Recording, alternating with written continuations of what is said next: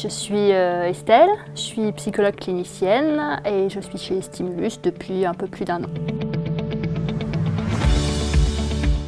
Avant d'être psychologue, j'ai eu une première vie professionnelle. J'ai été consultante notamment en communication et j'ai été sensibilisée aux risques psychosociaux dans les entreprises. Une fois diplômée, j'ai cherché à relier les différents aspects de ma vie professionnelle et c'est ce qui m'a amenée chez Stimulus.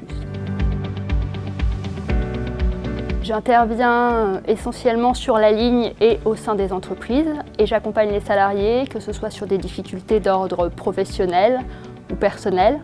Les accompagnements psychologiques, les interventions sont très variées, de l'accompagnement suite à un événement traumatique, à des problématiques de dépression, de travail de deuil, les troubles anxieux, la gestion du stress et jusqu'à aussi l'épuisement professionnel. Depuis mon arrivée sur la ligne, l'épuisement professionnel est une problématique que je rencontre assez régulièrement dans mes accompagnements. On parle beaucoup d'épuisement professionnel.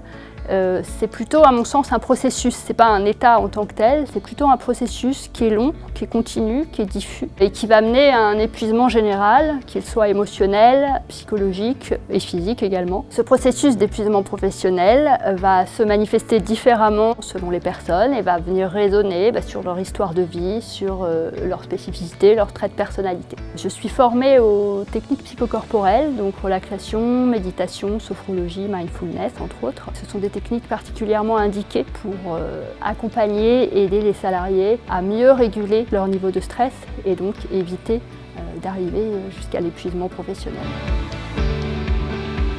La psychologie a toujours été présente en moi, dès le baccalauréat je dirais, et je suis partie vers d'autres horizons professionnels, la communication, le journalisme, parfois sur des sujets de santé. Je me suis rendu compte que dans les réunions, dans les rendez-vous clients, je portais une attention particulière aux relations entre les personnes, aux attitudes, aux comportements, au non-verbal. Et puis à titre plus personnel, j'ai été amenée également à côtoyer des environnements un peu spécifiques comme les services de soins palliatifs. Et je me suis toujours sentie à ma place dans ces lieux, dans ces endroits. Ça résonnait en termes de sens pour moi et ça m'a confortée donc dans mon idée d'aller vers la psychologie et d'entamer donc cette reconversion professionnelle.